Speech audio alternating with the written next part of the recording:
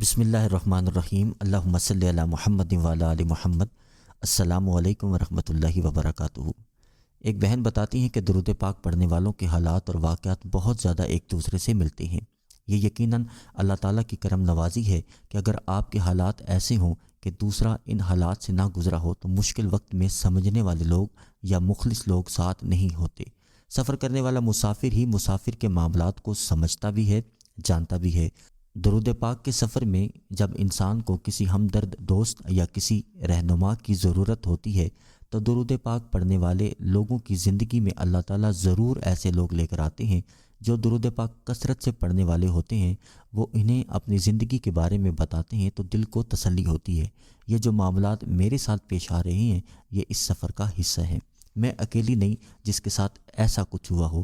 اکثر درود پاک کے سفر میں یہ واقعات پیش آتے ہیں اور پھر ان میں سے ایک بھی جب کسی مشکل وقت سے گزر رہا ہوتا ہے تو اس کی کتاب، ویڈیوز، آواز، پیغام، گفتگو کے ذریعے ہماری رہنمائی کر دی جاتی۔ جیسا کہ میں نے آپ کی ویڈیو دیکھی جس میں آپ بتا رہے تھے کہ درود پاک پڑھنا کم ہو جاتا ہے، عبادات کو نظر کیسے لگتی ہے، کبھی کبھی کوئی جادو، جنات، گناہ، ماحول، رزق کے معاملات ہوتے ہیں یا کوئی بھی ایسا معاملہ ہوتا ہے جس میں آپ کا ذکر اذکار کم ہو جاتے ہیں تو اس وقت آپ کے اس مسئلے کو ایک آدمی شاید نہ سمجھ سکے لیکن درود پاک پڑھنے والا ضرور سمجھ جاتا ہے۔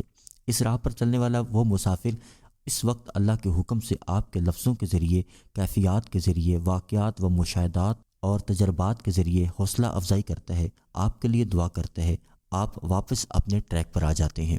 اب وہ درود پاک پڑھنے والا آپ کے پیر و مرشد بھی ہو سکتے ہیں یا وہ درود پاک پڑھنے والے آپ کے سلسلے کے احباب بھی ہو سکتے ہیں، بہن بھائی بھی ہو سکتے ہیں، یا آپ کے ویسے بھی زندگی میں کچھ مہربان اور مخلص لوگ ہوتے ہیں تو یہ ایک بہت بڑی سپورٹ ہوتی ہے۔ اللہ تعالیٰ درود پاک پڑھنے والوں کے لیے پیدا کرتا ہے۔ درود پاک پڑھنے والا مسافر یہ مشاہدہ بھی کرتا ہے کہ اس کے ساتھ اگر وقتی طور پر رکاوٹ آتی ہے تو وہ بہت ہی کم عرصے میں اس کا حل بھی پیش کر دیا جاتا ہے۔ جب یہ سب نوعیت آپ دیکھتے ہیں تو آپ اپنے آپ کو اکیلا نہیں سمجھتے اور مشکل وقت سے آپ آسانی اور شکر گزاری سے نکل جاتے ہیں۔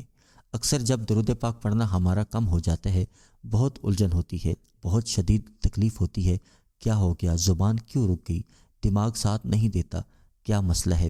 ہم کیوں نہیں اس طرح درود پاک پڑھ پا رہے جس طرح آج سے ایک دن یا چند دن پہلے پڑھ رہے تھے؟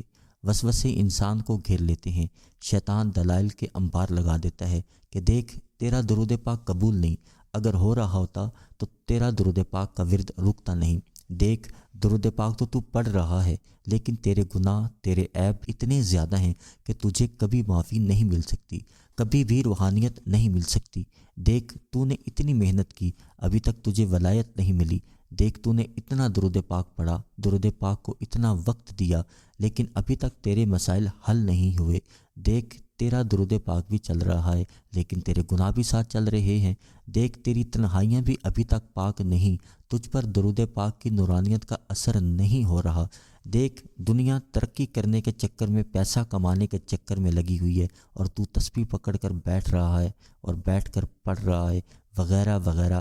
اس طرح کے دلائل شیطان پیش کرتا ہے۔ اللہ معاف کرے، معاذ اللہ، اس قسم کے وسوسے شیطان ڈالتا ہے۔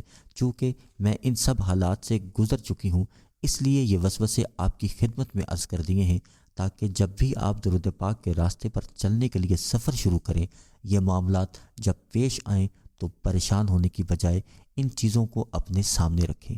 درود پاک کے ورد کے دوران مجھے مختلف شیطانی رسے میرے اوپر پھینکے گئے اور بہت شیطانی وسوسے مجھے ڈالے گئے کہ مومن عاشق اس راستے کو تنگ آ کر چھوڑ دے۔ اس سے پہلے کہ کوئی الجھن آپ کو مایوس کرے، اللہ کی رحمت سے آپ واپس ٹریک پر آ جاتے ہیں اور تسلسل سے درود پاک کا ورد چلنے لگتا ہے۔